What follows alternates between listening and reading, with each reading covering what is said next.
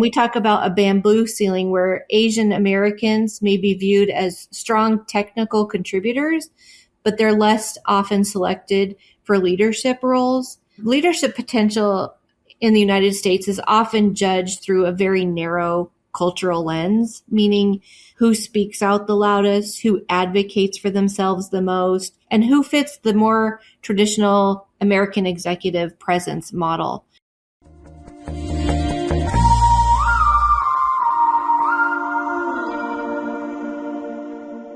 Hello, I'm Karen Horting, Executive Director and CEO of the Society of Women Engineers. Welcome to Diverse, a SWE podcast. May is Asian Pacific American Heritage Month, and at SWE, we're highlighting the experiences and contributions of Asian American and Pacific Islander engineers and the communities that support them. To celebrate, I'm joined today by Gigi Elbert, CEO of SASE, to explore how Asian American and Pacific Islander engineers are navigating their careers today and what it will take to build stronger pathways into leadership. Gigi, I'm really looking forward to our conversation and welcome to the podcast. Thanks, Karen. So nice to be here. I appreciate you including SASE in your Heritage Month journey. So thank you for including us. Of course, SASE and SWE have been partners for many, many years. And so I'm excited that we have a chance to have this conversation. Absolutely. So to start, can you introduce yourself and SASE and share a bit about your journey, including what it was like to step from interim CEO into the permanent role this year? Sure. So I've been with SASE now about 7 years. I actually came out of technology. My background was with HP, Informatica, and Oracle before I stepped into the nonprofit space. I came into SASE working on the national convention, and the role grew. I became the director of shared services, taking on IT and marketing, and then about a year ago became the interim CEO and now named the permanent CEO of SASE. I follow a great legacy of CEOs here at SASE, so it's been an honor. As you can imagine, the past year has been a little humbling, but yet energizing. Serving as the interim CEO just required a lot of steady leadership, working closely with our board during a time of transition, mostly among the adjustments we've had to make with the DE&I executive orders. So we really had to focus on stability, listening carefully to our members, and making thoughtful decisions as we kept the organization moving forward. And stepping into the permanent role brings a different kind of responsibility because now it's not just about guiding through the moment, but really building for the future. Like SWE, SASE is open to all, correct? Correct. We have always been open to all. We continue that to serve the STEM community at large. Anybody is welcome here, just like they are with SWE. Yes. Since our very beginning, we welcome all. So please, I know at the end we're going to talk about our joint membership opportunities and things that we have with other partners, but really for anyone listening, being part and supporting both organizations is encouraged. Absolutely. So Gigi, you mentioned you started out in industry and then made the transition to a professional association. So can you talk a little bit about that transition and maybe the differences now that you moved over to the not-for-profit world? Oh, so many differences. If you've worked in corporate America, you probably know the intensity of the work that comes with that. And especially in technology, I found it to be very, very demanding. I worked in technology for almost 20 years, and it was a really good experience. I had the opportunity to work very closely with C-level executives at companies, and I think the change for me is moving from being profit-minded and a responsibility to shareholders to, in this association space, being mission-driven and focusing on our North Star, which is, our purpose, and serving the STEM community has just been a very different way of looking at business and day-to-day activities and what guides the activity of an organization. I love being in the association space. I think it speaks to me as a person. I also do kind of miss the hustle and bustle of the corporate world just a little bit. Yeah. I always tell younger association professionals or someone considering moving into the association space that as much as I enjoyed my time in industry, being part of a mission-driven organization is just what gets me up in the morning. And while increasing shareholder return is lovely, I just don't think it can compete with working for a mission-driven organization and seeing that mission in action. Oh, I agree 100%. And I think you probably share the same feeling as we can get in these really hard days and hard moments working for an association. But then you get an email or you talk to a student or a professional that's involved with the organization, and you just take a deep breath and think, this is why we do this. You know, we get to change lives, and it's an incredible experience to be able to do that. Yeah, I've just come off a couple of long weeks on the road with our We Local conferences, but I can tell you it's all worth it when I talk to women and allies and they talk about what a difference the organization has made in their lives, how the learning or the community, the connections they've made have just been instrumental in their careers. And you do think, wow, this is why we get up and do the work. Yes. So let's switch gears a little bit. And what's something about the experience of Asian American and Pacific Islander engineers that people don't talk about enough or maybe even get wrong?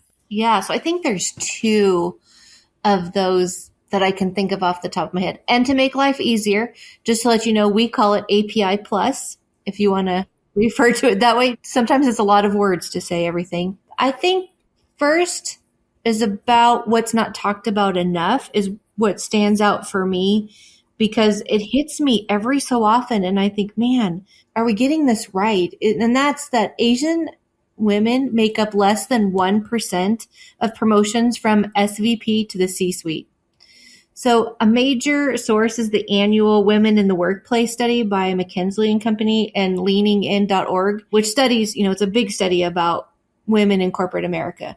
And McKinsey reports that while Asian Americans account for 9% of senior vice presidents, they only receive 5% of promotions from SVP to the C-suite. And narrowing it down, Asian women make up less than 1% of those promotions. So, the statistic is often cited because it just highlights this bottleneck at the final step to executive leadership, but it hits me every time trying to solve this problem. And why do you think that is? Given that there is so much research, there's so much data, but it doesn't seem like we're really removing the barriers. Yeah, I think for Asians moving from leadership to executive levels, some of the barriers are organizational, right? And I don't know if SWE listeners are all familiar with the bamboo ceiling. So you often hear about the glass ceiling for women.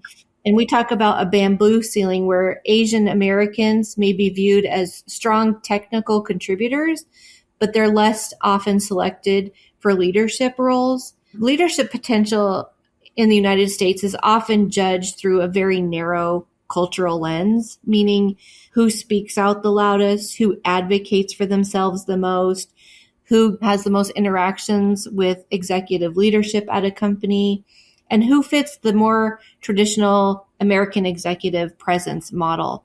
And that can be a disadvantage to people whose leadership style is more on the API plus side, meaning more reflective, more self-oriented, and generally we're taught as a culture to not speak up very often. And so those things don't mesh well when it comes to being advanced in corporate America. Yeah, I think the same for women, right? Absolutely. We're taught to be polite. We're taught not to be aggressive. Yet those are often the skills, as you said, when you think of the U.S. corporate executive, there is sort of this very narrow view of what those skills are. Yet we know things like collaboration, empathy, self-reflection. That's the things great leaders have. And so I think for both our communities, we can work on trying to share that and do what we can to remove those barriers. Yep, I agree. I think a lot of it is, first of all, bringing self-awareness, both for your audience and ours, right? Both for women and Asians, is knowing yourself and what you do that might put you at a disadvantage in a meeting and how to overcome those barriers. But I think exactly what you're saying is true, Karen. Women are that way. API plus culture is that way. both for men and for women. Any other misconceptions or things you think our audience should know about API Plus engineers? I think sometimes what people see is good representation in the workforce. Overall, like Asians are fine. Like they're here, their median average income is fine. We can see them in the workplace, but it is that promotion piece. I think that is the biggest issue that we face. But I think the misconception is, oh, I see plenty of API Plus folks in my organization, so they must be fine. They must be fine, right? They must be getting the right assignments. They must be sponsored by executives. Everything must be good. Yeah, so I think it's like they're visible, but they're not promoted. Mm-hmm. I think that is a misconception is, oh, well, if we see them, then everything must be hunky-dory. Yeah, it's almost like they're visible, but they're not seen. Or heard, yeah. Yes. Well, when you think about the STEM pathways, how are students navigating, as we like to say, from campus to career? And where can organizations like SASE and SWE better support that transition to the workforce? Yeah, when I look at the difference between not dating either of us, Karen, but our generation versus this younger generation students today, they're navigating a much more complicated transition than previous generations. You know, they're trying to build technical skills, confidence, their networks, internships, financial understanding and stability, as well as like their sense of belonging. And they're doing that all at once. And the biggest gap I see is students are often told, you know, quote, be career ready, but they're not taught what that means or shown what that means. They really need help transitioning their classroom experience into workplace language. So here at SACE, we call that from the classroom to the boardroom. And they need practice with networking, interviewing, workplace communication, understanding their benefits, managing money, how to advocate for themselves professionally. And we have a program at SACE called STEM Equip. And I think that's where organizations like SACE and SWE can be very powerful because we sit in that space right between education and employment. And we can help students not only get the job, but enter the workforce with more confidence, with a community, which I think is really important. And then just a clear understanding of being connected with our organizations and how that can help them grow once they're in their position professionally. Yeah, and I think the pandemic changed social interaction in a way that I don't necessarily think is positive when you're first entering the workforce, right? So back when we entered, you sort of had a mentor and you could watch things happen and you could kind of get a sense of the workplace dynamics and you would see other people interact and you would kind of understand how things worked within the organization. And now I think new folks entering the workforce don't have that.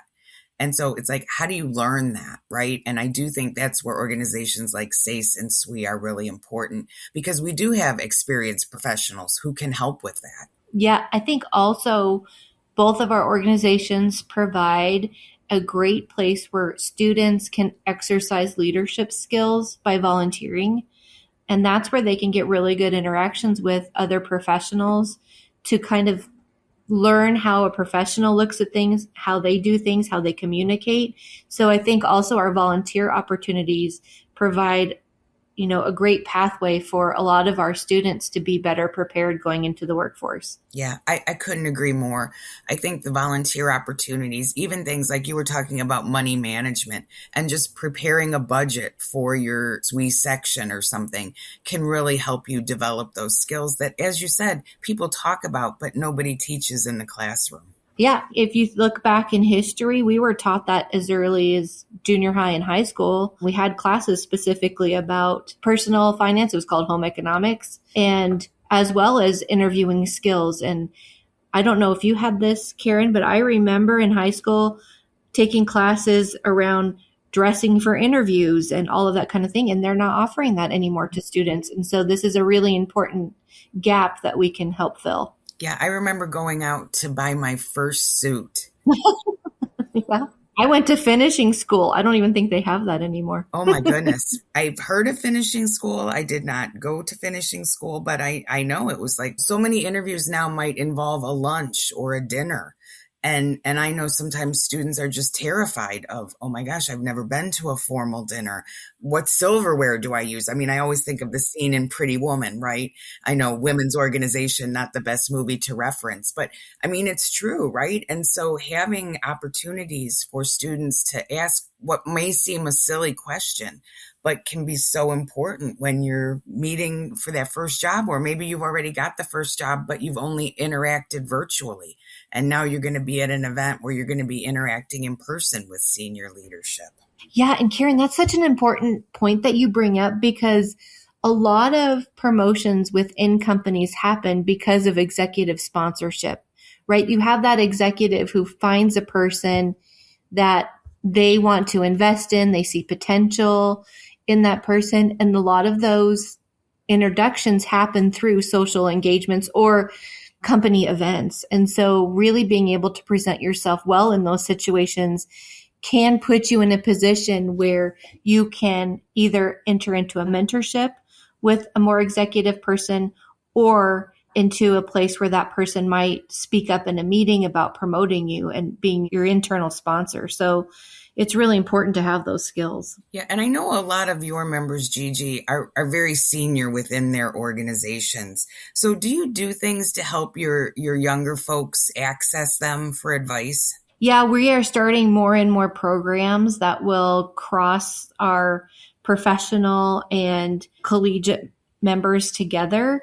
And we are just getting ready to also launch city chapters or local chapters for our professionals. And I think by providing them a more local network, we'll be able to tap into them more and have them work more closely with their local collegiate chapters. Yeah, I think it's so important. We have a virtual mentoring platform within SWE, and I think it's everything we hear from our members at all career stages is that it's been so valuable to find people, even sometimes for our more senior members, to find others at their same level. Right. As you were mentioning, fewer women in the boardroom, fewer women at those senior levels.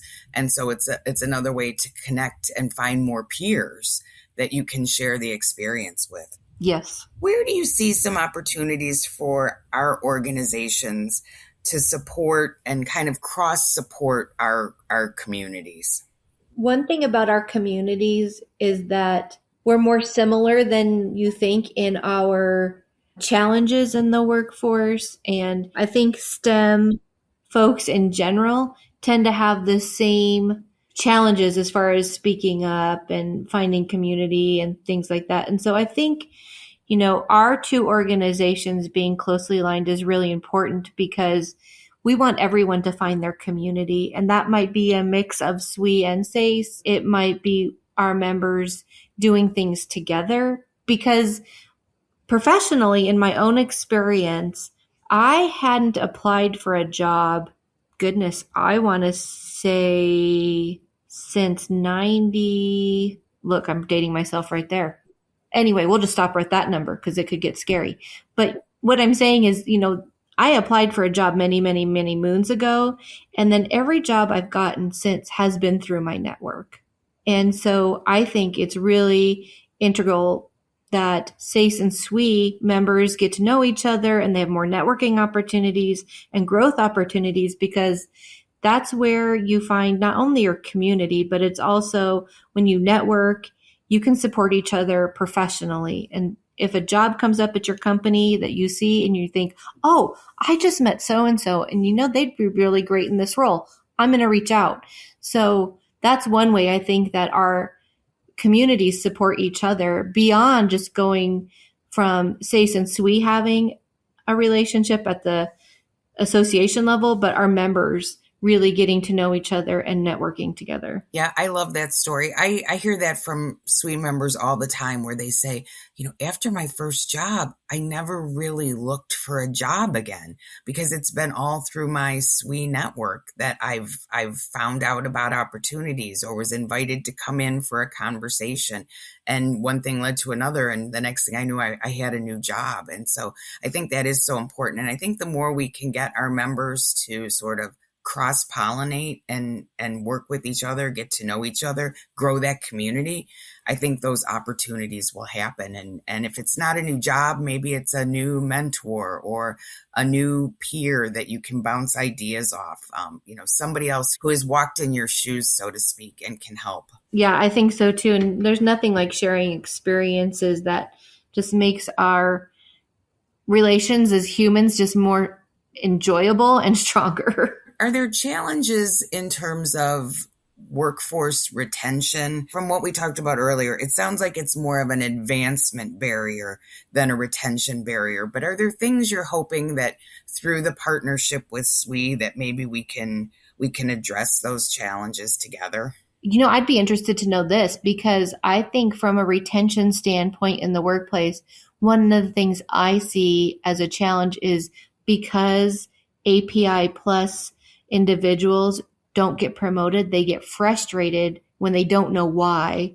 And so they leave their company to try and find a better opportunity, only to find themselves in the same position. I'm wondering, do you see that often with women too?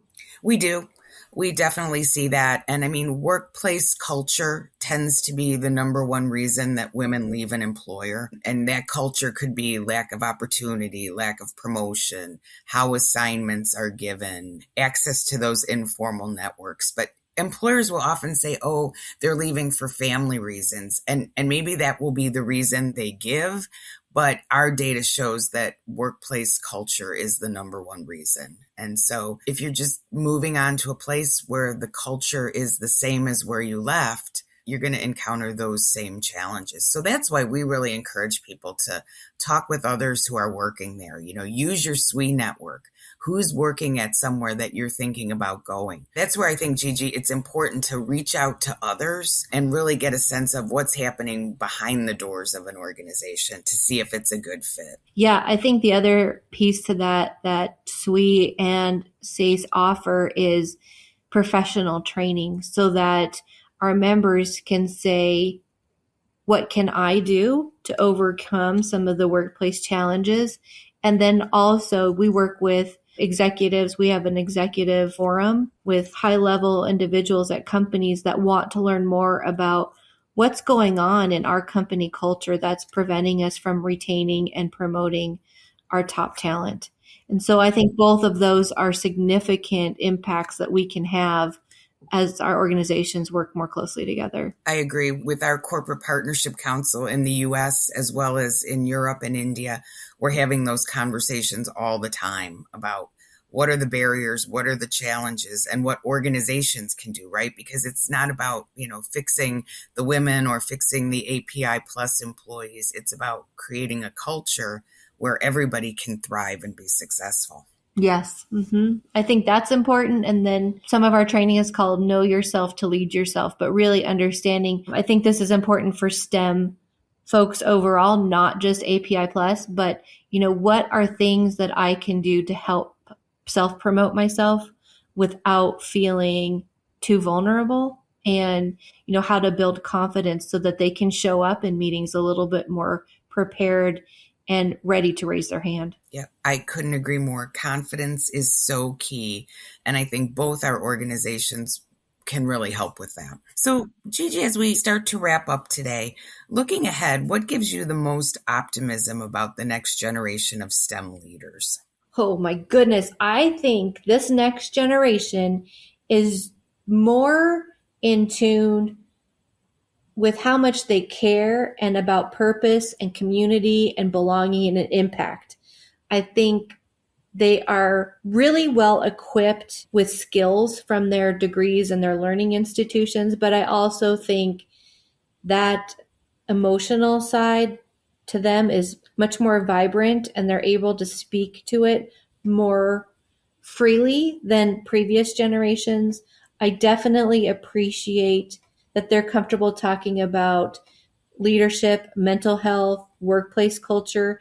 I think they're going to challenge the status quo more than previous generations have, and I think it'll be for the better. Yeah, I could not agree more. We had a panel of leaders at our event in Ireland last week, and one of the women leaders was fairly early in her career for the position that she had. And she talked about just going after it. And I think this is a generation that they see what they want and they're just going to go after it. And organizations are going to have to adapt to that and be ready for that style. And I think it's great. I think this is a generation that's really going to push the envelope and maybe lead the change we've been hoping to see for a long, long time. Yep, I wholeheartedly agree. I'm very excited to see what they're going to accomplish. I also think they adapt to change more quickly than we do. And maybe that's because they've grown up with technology and things changing. And, many of them were in school during the pandemic. I feel like they're just able to adapt to new things and pivot more quickly. And I think that's going to be a real advantage in the STEM fields going forward. Yeah, they're definitely a very agile generation, but don't sell yourself short, Karen. We went from no internet to look, you're recording this. So, we've adapted quite well. We have adapted. I remember one of my first jobs when we got our fax machine. And for you younger listeners, you can go Google that and understand what a fax machine was. And we actually had an admin who part of her job was running the fax machine because you had to actually put the phone cradle into the machine and do some things. And so it was a big deal that there were things we could send over to clients for approval that we didn't have to get a messenger to take. So yeah, and to see where we are now and Zooming and FaceTiming and all the things and satellite technology, yeah, maybe we are selling ourselves short. Yeah, I think we've adapted quite well. And just to be honest, between you and me, I'm still amazed that a fax machine works. I still can't believe that works. Right? That awful paper early on. Oh, yeah, the thermal paper. The thermal paper that's smeared and yeah. Good times. I don't miss that for sure. Well, Gigi, maybe is there just a closing thought as we celebrate API Plus month that you'd like to share with our listeners? One thing I'd love to do is we are in May going to celebrate SASE Heritage, and we're just inviting anybody who would like to send in a video about their heritage. Anyone. It's just so interesting to hear from people about what's important to them, what's impacted them in their life journey. And I'll be happy to send you all that link when it goes live. But I'd love to hear from SWE members as well as part of that celebration of everyone's heritage in May. I love that. And I will I will send a video and I will encourage other SWE leaders and members to do the same because I think it's awesome. And I think as organizations, together, SWE, SASE, our other joint member partner organizations who are working to create equity and representation within the STEM fields, I think it's important that we all continue to work together because the truth is the world needs more STEM professionals. And we're not going to do it alone. So I think the more we can partner and work together, the better the STEM fields will be. Yeah, I think one of my highlights this past year has just been the alignment between SASE and SWE and our relationship between our organizations becoming stronger. I just feel like it's the more the merrier in the STEM world. And I've just appreciated your leadership, Karen, and all your encouragement for our organization. And I look forward to how our two organizations can work more closely in the future. Same. I think we are extremely valuable, not only to the communities we represent, but to STEM overall.